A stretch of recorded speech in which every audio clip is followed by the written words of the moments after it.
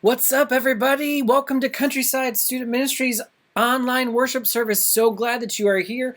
I'm Pastor Jared. So glad that you joined us tonight. Thank you so much for coming. If you are here, let us know. We want to know that you are here. So comment below or text me or do something to let me know you are watching this service right now. Whether you're watching it live during the premiere, whether you're watching it later, I want to know if you're watching this and if you're paying attention and you're connecting with us.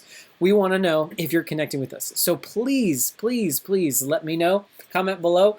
I was so glad that you're here. Let's do some quick announcements really fast, and then we'll get on to some other fun things. That countdown was brought to you by no one else other than Pixar. And Pixar created Inside Out, and it's great about emotions, seeing inside what our head thinks and feels. And I thought that was a little bit fun for our series called Vibes. And so I hope that you enjoyed that. Just so you know, yesterday, Tuesday night, we had an in-person Bible study at my house. It's a great time to gather together with friends and to connect, to have some community and have a little Bible study, go deeper in faith. And so we are working together to try to do something in person still each week. So the guys and girls discipleship groups are not meeting right now. We're doing this combined thing. And we are working on a service project that I feel like will be a really cool thing for us to do. So make sure that you come. Next Tuesday is our last one together, I believe. So make sure you come to that, 7:30 p.m. at my house, Tuesday night. Make sure that you're healthy. We don't want anybody sick. So make sure if you're not feeling well or you've been around somebody who hasn't, please stay home. But if you are healthy and are fine, please come out. The next announcement I would like you to know is this Friday, we need to know if you're going to go on winter retreat or not. I know that I said last week that you have till February 5th. There's been some changes due to lack of communication or just some mishaps that happened along the way. But tubing is now officially sold out. It wasn't communicated to me early on that it wasn't a block of time slots for our district. It was open to anyone. And so if we would have known that, I would have pushed it a lot harder, saying if you want to tube, you got to sign up now. But because of that, it's a 2-hour time frame to tube, a 2-hour time frame to ski. So because of that, and it's all online and anybody can join, all the tubing is officially sold out. So they are working on doing something else. So you can still register for retreat and you can still go, or you can let me know that that's kind of a deal breaker and you want to go, you just don't think you want to go anymore. Let me know and I can get your money back by Friday. So we need to know if you're going, if you're not. We have 5 students going currently, but that could change. So we need to know if you're in or you're out. And if you haven't signed up yet, we need to make sure that you get signed up by Friday so we can know our total numbers going. If we still only end up having 1 student like we did last week, and it's a female, I will not be taking a group to the retreat. I just can't do that. So right now, according to what we have 5 students going, so we will be going. But things can change. It's up to you. I'm leaving it in your court. I think they're trying to do some sort of trampoline park and some fun things to do during the day if you're not going skiing and tubing. I won't be going skiing and tubing anymore because there's a majority of our students who can't go. So that's that. So let me know by Friday by registering if you want to go or by letting me know if you want to cancel your registration and get your reimbursement. We need to know by Friday so we have a week to work things out before the end of official registration is over. So super excited to bring those 5 students to retreat. It's going to be a fun time, I think. It's going to be a blast. We will have to wear masks more than we are usual, but you wear masks at school. So I think most of us are used to it, and a lot of us are wearing them out in public. So it'll be a great time anyway. And don't let friends or don't let things going on in your life deter you from wanting to go. If you want to go, go. If you don't want to go, it's okay. I understand. But we just need to know so we can move forward on whether we're going as a group or not. Okay, so that's that. So hopefully you get registered as soon as you can. Also, another announcement, I sent out a summer survey on our email blast. I sent it in a text, I sent it in an email, and it's on Twitter. Check it out, get on there, click the link. This will help us plan better for summer. We need to know what you are interested in doing this summer. So we need you to go on and fill that out and help us know what to do. Trying to plan in advance, and I know with COVID it's like near impossible, but we're trying to figure things out beforehand, and so we're going to put forth effort on things that you are interested in doing. I don't want to plan a whole bunch of activities for 1 or 2 students. I would rather have 5 to 10 to 15 students interested in these events, and we'll focus on those. So really, really, really important that you fill that out and help me know what you're interested in helping out or coming to. Now the dates could change, but we just want to make sure that we get that information to you. In the email that I provided is a link to our summer calendar. It might not be the way it is when it comes to being summer, but this is what we have right now. Trying to plan ahead, trying to get in front of things, so make sure you do that. Because the church board canceled all in-person on-campus activities, so at church, canceled all activities until February 7th. February 7th is the day we hopefully will get back together in person at the church, and that will resume our normal week activities. So look forward to that. This Sunday, January 31st, is our hopefully last online service at 10 o'clock. So join us there on Sunday morning. That would be fabulous if you could do that. Also, it's really important. Really, really important. God has given me a fresh vision and a fresh mission for our youth group, and I would love for all of you who care about our youth ministry, who want to see it grow, who want to see it succeed, who want to see it succeed, who want to be a part of this family. I want you to be a part of our Vision and Mission Night on Wednesday, February 10th in person in the house from 6 to 8 p.m. Please be there. I hope to see you there. I hope that you can make that a priority. God is doing something new and fresh in me, and I want to share that with you. And then we will get onto a new series called More to the Story, and that is in the month of February, whatever is left of the month of February, and we're going to be doing it. It's our Love, Sex, and Dating series, and it's going to be great. So glad that you could be a part of all that we're doing online and in person, and I hope to see you in person soon. Hopefully you are healthy and you are doing well. Let's jump over to a time of worship, shall we? Let's worship together.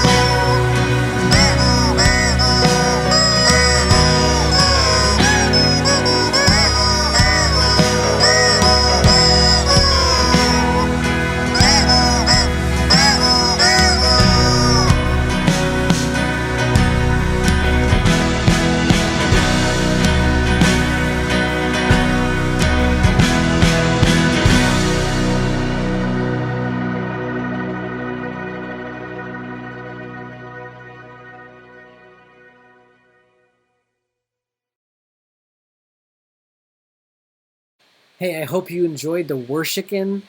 Oh my gosh, I love that YouTube page. Please go and check out all the hilarious and great worship videos that are redone by a rubber chicken. I hope you enjoyed the Worshikin worship section, and I hope that you stay on with us as we continue throughout the service. We are going to jump in and play a quick, fun game that I feel like will be very meaningful to all of you who play. So if you're ready to play a game, have some fun with me online, I need you to get ready to comment below. If you cannot comment, we want to make sure that you text me the answers. So we want to do this in an orderly fashion. And so I need you to do what you can to answer the questions, and it's a lot of fun. I hope you enjoy this game. I think this game is fabulous considering our world right now. All right, everybody, I told you this game is going to be pretty awesome. This game I just found this week is called Where's Bernie? Now, it's going to be a really fun game for all of us to play. Bernie Sanders has blown up the internet from the inauguration, and I asked you all to jump on, group me, and send your favorite Bernie memes. Please still do that. I want to see those Bernie memes.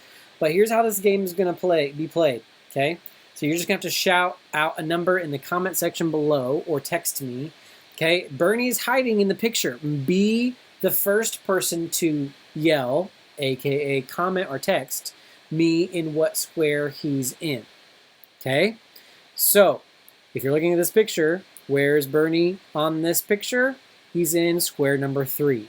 Now it's that one's really easy, but here we go. There is 1, 2, 3, 4, 5, 6, 7, 8, 9, 10 questions. We're going to do all of them today. And so question number 1, here we go. Where is Bernie in this photo? We give you a chance to look over that picture. You may have to jump in closer to your screen or closer to your phone or whatever you're watching this on. Where is Bernie? If you know, comment below. The first person to get it gets the point. First person to comment gets the point. And the answer is, if you can't find him, here we go. Bernie is in section number 6. There he is right there highlighted for you. He was hiding in plain sight. Here's question number 2, photo number 2. Let's see if you can find Bernie. Go! Where is Bernie? Where is Bernie? What quadrant is he in? What square is he in? All right, I'm gonna let you submit your answers in. If you found him already, then you're good. All right, go. He's in number 7. If you got number 7 first, you are the winner of that point. Congratulations. Question number 3, picture number 3. Here we go. Ooh, all black and white. Where is Bernie hiding in this black and white photo? A lot going on. Comment 5, 4, 3, 2, 1. Where is Bernie located? He's in number 3 up there in the rafters. Hiding in plain sight. All right, question number 4. Where's Bernie hiding? Go! Oh, where is Bernie? I don't even know. Oh, I found him. I found him. This was a little harder. Okay, here we go. He is in quadrant number 4. He's right there underneath the umbrella. Good job for those of you that got that first. All right, question number 5. Where's Bernie halfway through at Disney World? Where's Bernie at Disney? Where, oh, where is my Bernie gone? Oh, where can he be? He is located in number 1. Number 1, he's hiding up in the tree. If you found him, good job. If you found him, great, great job. All right, this next one. Crowded people, go. Where's Bernie? Found him. Did you find him yet? At the airport. Bernie at the airport. Question number 6. He is in. Right there. Quadrant number 5. Now we are all pretty much halfway through. So if you know the answer, I need you to comment below or send me a text of the number of the square that he's in. I need you to do that so that I can give away a gift card. I love giving away gift cards. And I was able to give away a gift card or 2 to the people last week. I still have them. They're right here on my desk. I need to give them to you. But I want to give out another one. Okay? Here's question number 7. 3 more. Picture number 7, go. Found him.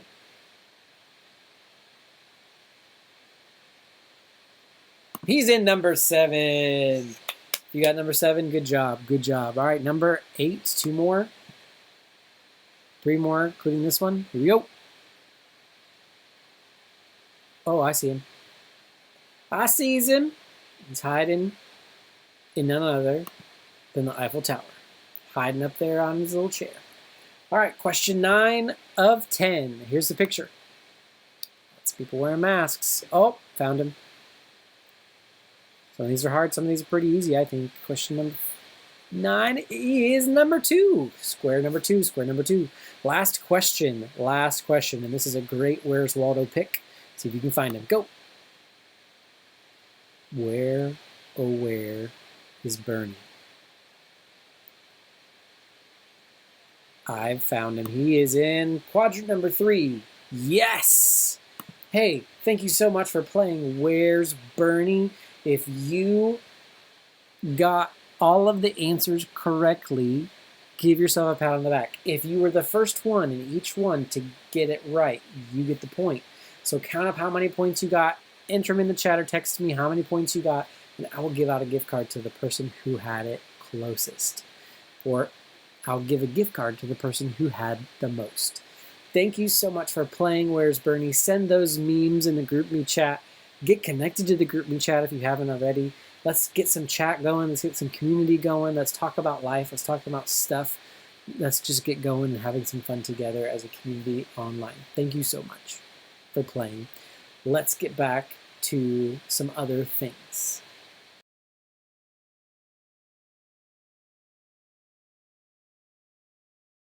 All right, ladies and gentlemen, students of all ages, we are going to get ready for week number 3 of Vibes. And today, I want you to know this. Because of Jesus, guilt doesn't have to be the boss of you. Because of guilt, because of Jesus, you don't have to worry about guilt. You don't have to let guilt control your life. So let's pay attention and let's watch this video together, and we'll come on and talk about it a little bit afterwards. Enjoy Vibes, week number 3.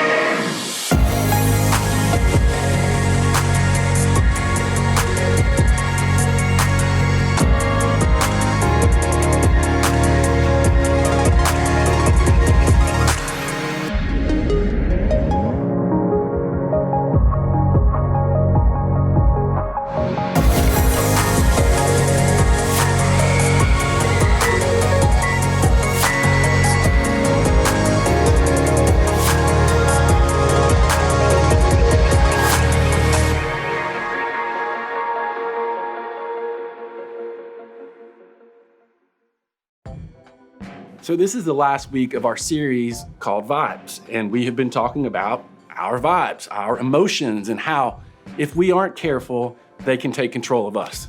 And since none of us like being controlled, handling our emotions is something, hey, I think we all want to get better at. So as we continue this conversation today, I want to ask you a question. Are you ready? Are you listening? What would you do if you knew you would never get caught and there would be no consequences? Okay, let me say that again. What would you do if you knew you'd never get caught and there would be no consequences? All right, now, I want you to turn to the person next to you and share what you just thought. Just kidding, stop, I'm kidding. Don't talk out loud, okay? Don't say anything. But I imagine that some of you had some stuff come to mind that may have surprised even you. Maybe something popped in your brain and you're like, thank goodness there are no mind readers in here. Because the truth is, for all of us, we all have the potential to think some crazy and even some twisted thoughts. We're just smart enough not to talk about it or not to talk about it out loud, right? We're all experts at monitoring our behavior so that only the good stuff is seen for the most part. And while we've learned as human beings to monitor our behavior, the problem is that we've never really learned how to monitor our emotions. Our hearts, where the emotions come from. And like we've talked about in this series, it's important that we learn how to monitor our emotions because our emotions have a big impact on the way we treat ourselves and the way we treat other people. And that, my friends, is a big deal to Jesus. which is why I think what King Solomon said is so important. In a book from the Old Testament called Proverbs, he said this: "Above all else, guard your heart, for everything you do flows from it."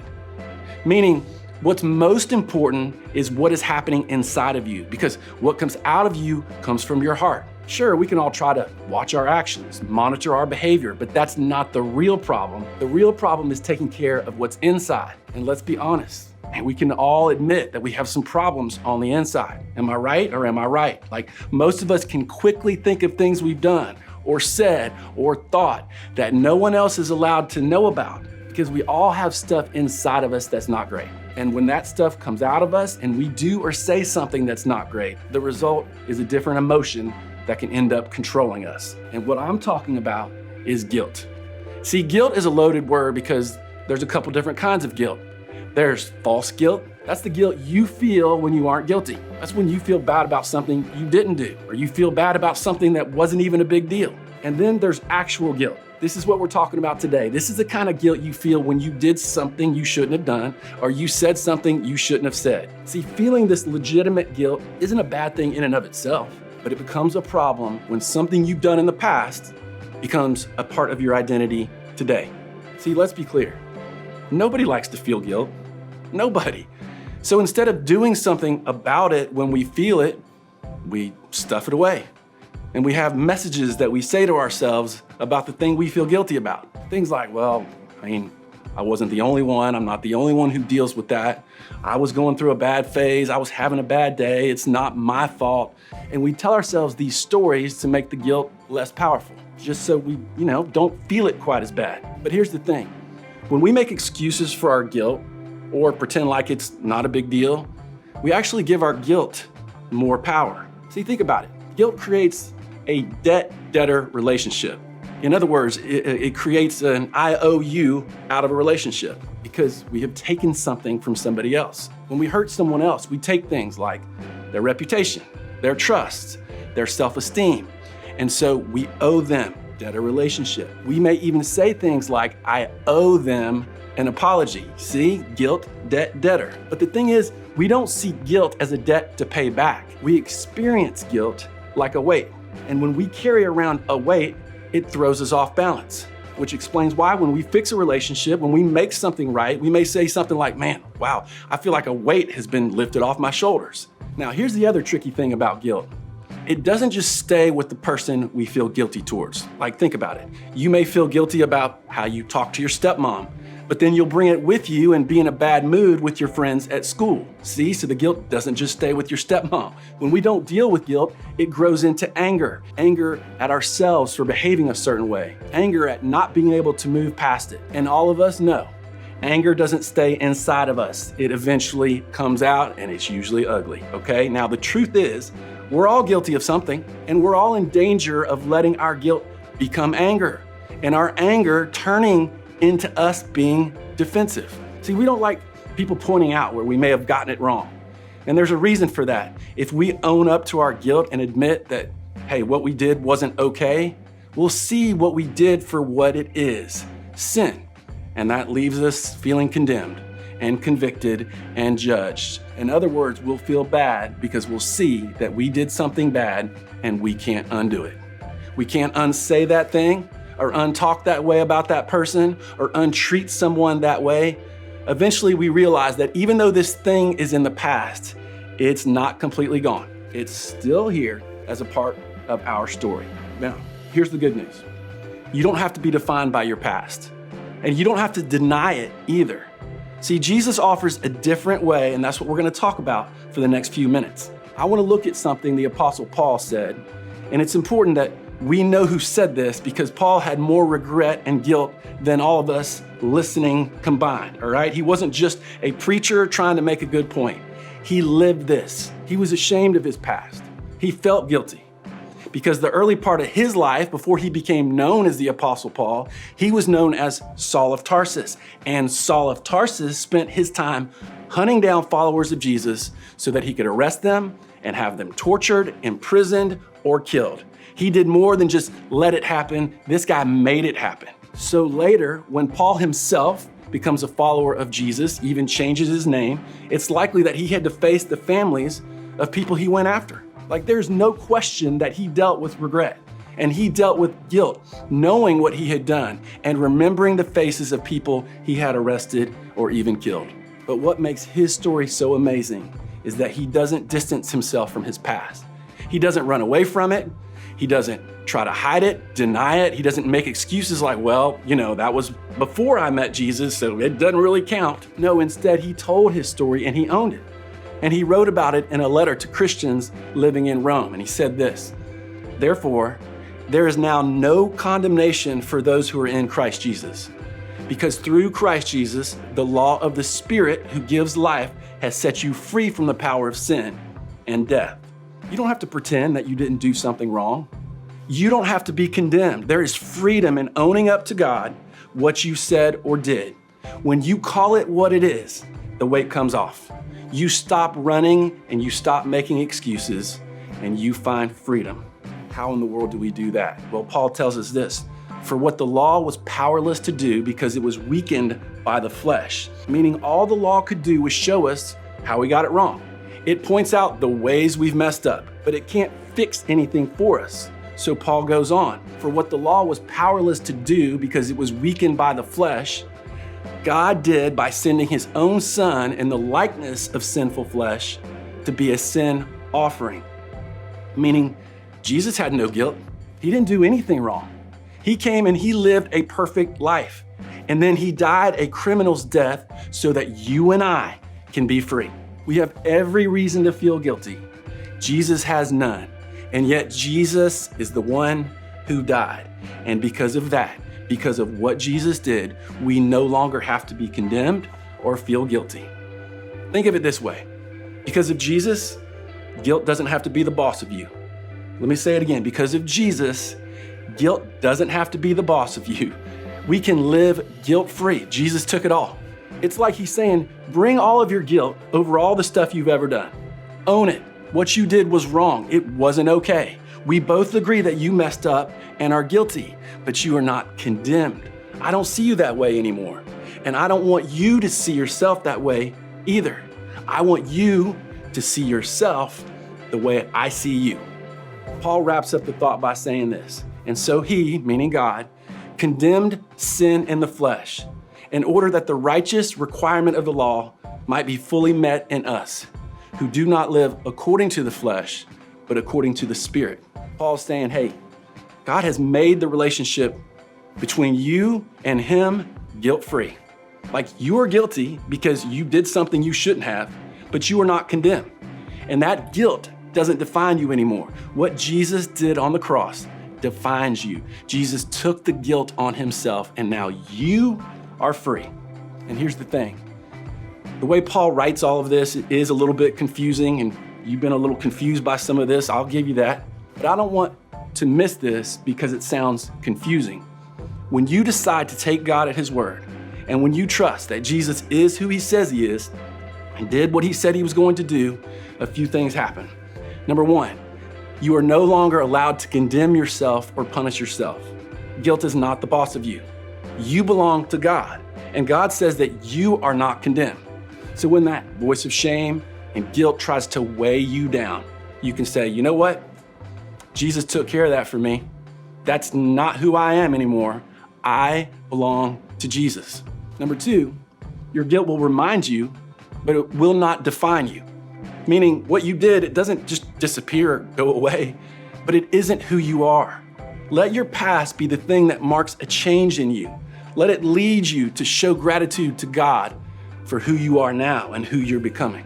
And number three, okay, and don't miss this, you don't get to condemn others for their mistakes. Listen, when you realize what Jesus has done for your guilt, you understand that he's done the same things for others as well. You don't get to judge, you don't get to hate on, you don't get to criticize others for their mistakes. Your past makes you perfectly positioned to love everyone else despite their mistakes. And number four, you are free to make things right with the person you hurt without excuses or without an expectation of getting something back from them. See, sometimes we think that when we do something wrong, the most important thing for us to do is just pray and ask God for forgiveness and everything is fine. It's not fine. Jesus cares about making it right, not with him, but the person you hurt. So go ahead and pray for forgiveness. That's great. That's awesome. But then go out and make it right with the other person. Whatever you took from them, was it trust, friendship, was it self-esteem? Own it. And here's the thing, it's possible that your willingness to be humble and approach that person will do more than just keep the guilt from controlling you. It will allow them to deal with the hurt and emotion inside of them that they may not have even known that they had. In fact, what if that's the reason why you're here today? What if someone is waiting on you to make the first move and make things right? What if that's the way forward? What if that's the way out of the weight of guilt? Don't let pride or fear or worry be the thing that keeps you from righting the relationship. Because maybe the best thing you can do to let the guilt vibe go is humble yourself and seek forgiveness from the person you hurt. And look, I get it, that's scary. But remember, as long as we hold on to the guilt, we are letting our past define us. And Jesus came to change that.